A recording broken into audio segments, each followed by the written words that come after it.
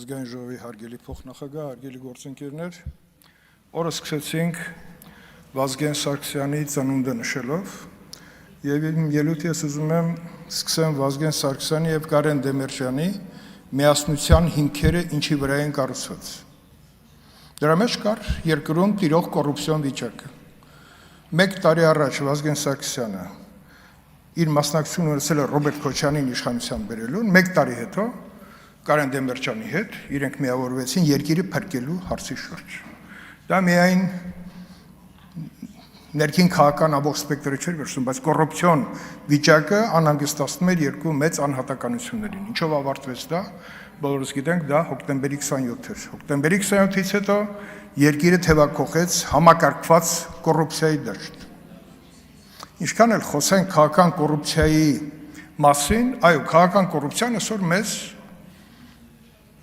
ուղեկցումը։ Խնդրեմ, Ռոբերտ Քոչարյանը հանդիսանում է 135-ամյա դաշնակցության առաջնորդ։ Ինչն է կապում Ռոբերտ Քոչարյանին եւ հայ հեղափոխական դաշնակցությունը։ Ինձ այդ հարցը միշտ մտահոգել է, պարոն Խաչատրյան, որտեղ Ռոբերտ Քոչարյանը կամ դաշնակցության անդամ է, կամ այլ կապեր կան, որը պետքա բացահայտվի։ Հիմա ես կոռուպցիայի մասին պետքա խոսեմ։ Կոռուպցիան կոնկրետ դրսևորումներ են, դա միայն գումարային հարաբերությունները չեն։ Կոռուպցիան քանդումապետություններ եւ եթե սովետական տարիների վերջին ժամանակաշրջանը հիշենք, շատերը կհիշեն Գդելյան Իվանով հայտնի խումբը,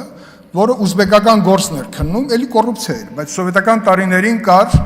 քրեական օրենսգրքում մահապատիժ, այդ երևույթները նաեւ կանխվում են այդ մահապատիժի արկայության պայմաններում։ Կար դա եւ այդ գործերը փորձ էր արվում սովետական միությունը, որը էլի համակարգված կոռուպցիոն միջավայր էր ստեղծված, կանխել նման հանձնաժողովներ ստեղծելուց, բայց սովետական միությունում կար մի մարմին, որը փորձում էին ստերիլ պահել։ Դա KGB-ն էր, որտեղ կոռումպացված հնարավորինս կադրային անձնակազմ գոյություն չուներ, եւ եթե հիշում եք, այն ժամանակվա KGB-ի ղեկավարի ակտիվ գործունեության պատճառով սովետական միության ներքին գործերի նախարարը ինքնասպան եղավ։ Բանակի գեներալ ինքնասպան եղավ, որտեղ բացահայտում էր կոռուպցիան, բայց համատել այն ժամանակվա ներքին գործերի կոռուպցիոն ունեցվածքը եւ այսօրվա մեր 99-ից սկսած պաշտոնյաների անշարժ եւ շարժական գույքի, նաեւ դրամական միջոցների ծավալները անհամեմատելի են։ Հիմա գանք մեր ժամանակներում մեր 99 թվականի հոկտեմբերի 27-ից սկսած ինչ տեղ ունեցավ մեր երկրում։ Կոռուպցիա բոլոր երկրներում էլ կան։ Բայց դա երբ որ նկատվում է, պատժում է, որտեղ կան այն մարմինները, որոնք դա հայտնաբերում են եւ պատժում են եւ կա օրենսդրություն, որ այդ հնարավորությունը դարձնում է շոշափելի։ Ես երեք իմ հարցի միջոցով պարոն Ապետյանին փորձեցի շեշտեմ մի իրողություն, որ փաստերը արձանագրված, որտեղ նկարագրված են թե տվյալ պաշտոնյաները, պետական պաշտոնյաները ինչ ունեցվածք են տնօրինում, որը ոչ մեկը չի կարող հերկել, որտեղ դա շոշափելի է, տուն լինի, բանկային հաշիվներ լինեն, մի քանի էջից բաղկացած, ասենք, անշարժ գույք, 74 միավոր անշարժ գույք, 56 միավոր անշարժ գույք, նախկին վարչապետ, նախկին նախագահ, ոչ մեկը չի ասում, որ դա չկա, ասում են դեռ դատանում ապացույց չի, բայց չի ասում, որ այդ տները կան, բոլորը տեսնում են, հասարակությունը տեսնում է։ Որտեղից են գոյացել դա, մինչև այդ չունեին, մինչև Ռոբերտ Քոչարյանի Հայաստան գալ, նա ոչինչ չուներ, վստահաբար ձեզ ասում եմ։ Բոլորը հիշում են այդ դեղին Զապարոժեցը, ես էլ եմ հիշում։ Վաչոյի ուրեմն ռաֆը, որտեղ դիմավոր են մարդկանց եւ տանում էր զորամասեր, որտեղ հիմա բանկերից միլիարդները հանում են, բոլորը տեսնում են եւ այդ հարց առաջանում, մեզ մեղադրում են, բայց մարդիկ ինչի են դեռ ազատության մեջ։ Ես էլ եմ հարցնում, պարոն Ապետյան, ձեզ չեմ մեղադրում, ես ասում եմ մեր օրենսդրության հետ մենք խնդիր ունենք, որտեղ գտել են ձևը դատական process-ները ինչքան հնարավոր է ձգձգելով, ուրեմն պարզ չի դառնում մոտակա ապագայում իրենց պատիժը կստանան, թե չէ։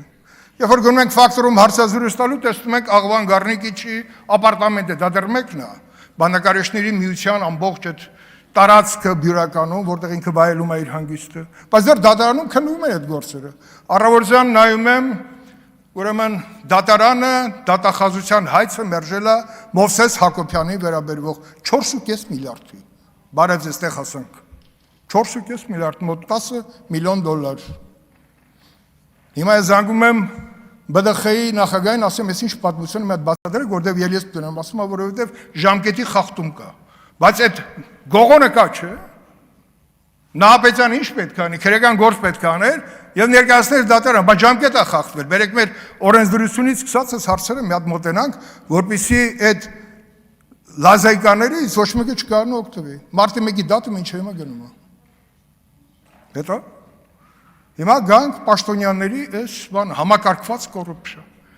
Հասանք նրան, որ ամբողջ ուժային բլոկում երբ ստվեց համակարգված կոռուպցիան, երբ որ ուսադիր կրող պաշտոնյաները դարձան միլիոնատերեր։ Բանակում, ազգային անվտանգությունում, ոստիկանությունում շոշափելի է, բոլորը իրենց տների կողքոմացնելուց տեսնում եք։ Մաքսանենգության դեմ պայքարի համար նախատեսված մարմնի ղեկավարները բոլորը միլիոնատեր են եղել, կրակեմ հրաչից սկսած։ Օղորմի իրեն, այդ չի հարցը։ Հարցը նրանում է, որ այդ մարմինները հասկացան, որ իրենց թույլատրելի է, ունեն լիցենզիա, իրենք էլ ունենան իրենց փայաբաժինը։ Այ համակարգված կոռուպցիան է տեղել։ Եթե իրենց պահեն ստերիլ վիճակում եւ տաբուներ չունեն, ոնց որ հիմա 18 թվականից հետո ստեղծեցին մեր կողմից այդ մարմինները, որպեսզի բոլորին առնչվի, այն ժամանակ չի եղել այդ պահին, մինչև 18 թվական։ Դա եղավ 18 թվականը, պետք է լիներ։ Անխուսափելիորեն։ Հիմա ասում եմ, բան ներկայիս իշխանություններից մի հոգի է։ Եթե լիներ երկուսը, կլիներ երկուսը։ Եթե լիներ 4-ը, կլիներ 4-ը։ Եթե լիներ 10-ը, ժողովուրդը մեծ իշխանությունից կհեռացներ։ 18 թիվ եղել է, որովհետև այդ կոռուպցիան արդեն պետությունը հասցրեցնա, որ 44 օրը պատերազմում մենք պետք է արձանագրենք պարտություն։ Կոռուպցիան բանակում էր։ Բա Մովսես Հակոբյանի 4.5 միլիարդի հայցը, այդ փողերը որտեղ են։ Արցախում թողած մեր անշարժ գույքը, այդ ինչ գումարներ էին, կորցրած միջոցները։ Ուզում ասեմ, քաղաքական կոռուպցիան գոյություն ունի, որտեղ քաղաքական գործիչները, որպեսզի այսօր նախկին պաշտոնյաների ունեցվածքը փրկեն, իրենց գումարի մի զգալի մասը ծախսում են քաղաքական հարթակում, որպեսզի կարողանան ստեղծել միավորներ, որպեսզի իրենց պաշտպանեն։ Դա էլ չի ստացվում։ Հիմա նոր շրջապատույտի մեջ ենք մտնում, նորից արտաքին միջամտության շնորհիվ կամ ներքին իրենց ցանկությունների շնորհիվ հայտնվում են նոր դեմքեր, հսկա միջոցներով, միջոցների տնօրինողներ։ Անուն օլիգարխներ, օլիգարխին որն է, որը որ ունի քաղաքական նպատակներ եւ չի զբաղվում իր միայն բիզնես իրողությունները կառավարելով։ Լրատվա միջոցներ, քաղաքական միավորներ։ Հիմա պետք է միավորվեն, որպեսզի իշխանությունից մեզ հեռացնեն,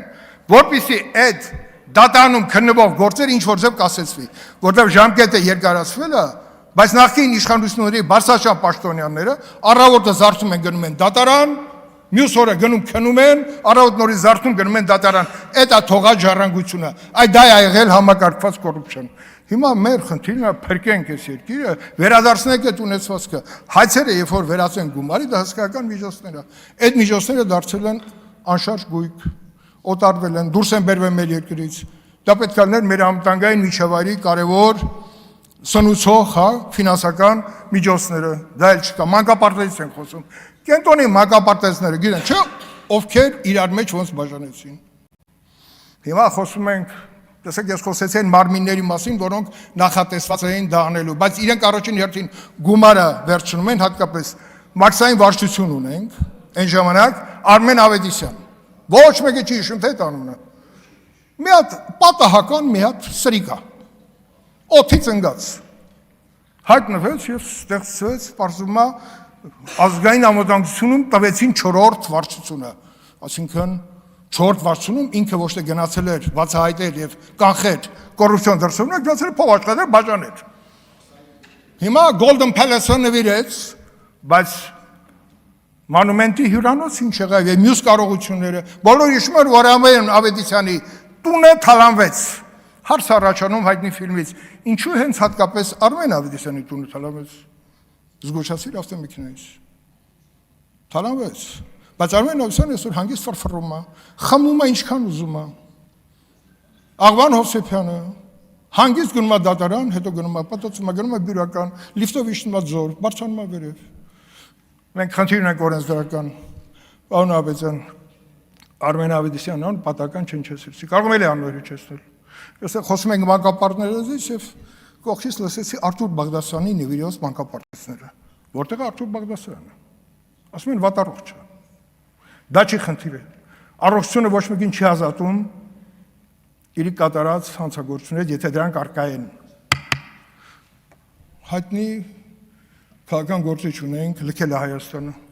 Վայ Հակոբյանը, որտեղ է Վայ Հակոբյանը։ Մեծ միջոցներ, հիմա պարզվում է հսկայական միջոցների է տնօրինում եւ լքել է մեր հայրենիքը։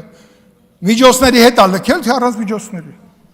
Այստեղ են խնդիրները, հարգելի գործընկերներ, կոռուպցիան պետքա ոչնչան անկախ նրանից դա իշխանությունն է անում, թե ընդդիմությունը։ Երկուսս միասին տյանենք, որտեղ դա մեզ բոլորիս տանում է գերեզման։ Եկեք միասին այդ խնդիրը լուծենք։ Նաև օրենսդրությունը բերենք այն վիճակին, որպեսզի օրենքների հետևում չփորձեն երկիրը թալանացները պաշտպանել։ Շնորհակալություն։ Հավանիչ տեսանյութը եւ բաժանորդագրվիչ նորությունները բաց չթողնելու համար